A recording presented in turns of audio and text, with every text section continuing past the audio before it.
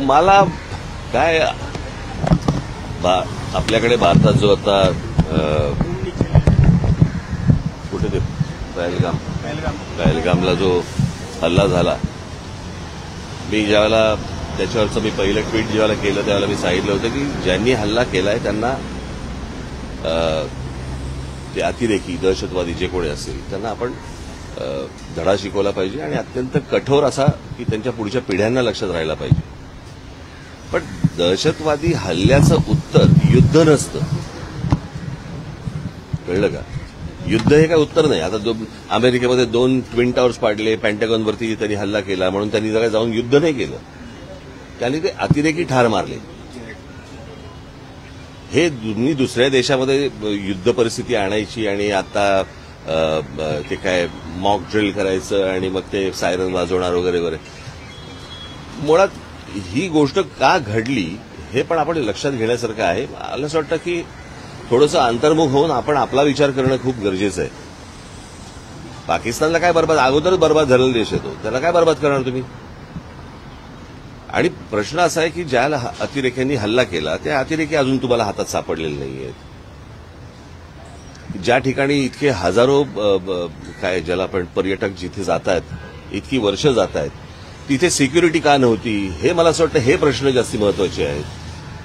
आपल्या देशामध्ये combing operation करून ह्यांना हुडकून काढणं हे जास्ती गरजेचं आहे. हे एअर स्ट्राईक करून लोकांना काहीतरी वेगळ्या ठिकाणी भरकटवून आणि असं हे काही युद्ध हे काय त्याचा पर्याय नाही होऊ शकत किंवा त्याचं उत्तर नाही होऊ शकत. आणि दुसरी गोष्ट म्हणजे आता कसं झालं की ह्या सगळ्या याच्यामध्ये कसं आहे, सरकारच्या चुका ह्या तुम्हाला दाखवल्याच पाहिजे. आज ज्या वेळेला हा प्रकार झाला, तो प्रकार झाल्यानंतर ज्या वेळेला पंतप्रधान त्यावेळेला सौदी अरेबियामध्ये होते, अर्धवट दौरा सोडला त्यांनी. तो दौरा सोडून ते बिहारला कॅम्पेनला गेले, कळलं का? बिहारला कॅम्पेनला गेले. मला असं वाटतं ते गोष्ट करायची गरज नव्हती. त्याच्यानंतर ते केरळमध्ये जाऊन तिकडे अदानीचं पोर्टचं उद्घाटन केलं. त्याच्यानंतर इकडे काहीतरी फिल्म इंडस्ट्रीसाठी काहीतरी वेव्हचा कार्यक्रम केला, तिकडे द्याल. इतकी जर गंभीर परिस्थिती आहे तर या गोष्टी टाळता आल्या असत्या. आणि त्याच्यानंतर येऊन ते काय मॉक ड्रिल करायचं आणि मग काहीतरी एअर स्ट्राईक करायचं, मला असं वाटतं की हे काही उत्तर नाही या गोष्टींवरचं. जे अतिरेकी आहेत ज्यांनी हा हल्ला केलेला आहे, मला असं वाटतं त्यांना हुडकून काढणं, त्यांचा बंदोबस्त करणं आणि संपूर्ण देशभर मला असं वाटतं की तुम्ही हे मॉक ड्रिल करण्यापेक्षा कॉम्बिंग ऑपरेशन्स करा जिकडे जिकडे तुम्हाला माहिती आहेत. आज आपल्या देशामधला पोलीस दल आणि या सगळ्या लोकांना, खास करून मुंबई महाराष्ट्रामधल्या पोलीस दलाचं तर मी त्यांची प्रशंसाच करेन की त्यांना सगळ्या गोष्टी माहिती आहेत, कुठे कोणत्या गोष्टी चालू आहेत आणि कुठे काय चालू आहे ते, कळलं का? आज आपल्या देशातले प्रश्न संपत नाहीयेत आणि आपण काहीतरी युद्धाला आपण काहीतरी सामोरे जातोय. मला असं वाटतं ही काही योग्य गोष्ट नाही. आज नाक्यावरती ड्रग्ज मिळत आहेत, हे ड्रग्ज येत आहेत कुठून, काय येत आहेत, मला असं वाटतं या गोष्टींच्या खोलात तुम्ही जाणं गरजेचं आहे. लहान लहान पोरं आता ड्रग्ज घ्यायला लागली, शाळा कॉलेजमधली पोरं, ह्यांच्यापर्यंत ड्रग पोहोचतोय कसा, हे प्रश्न आत्ता सगळ्यात महत्वाचे आहेत.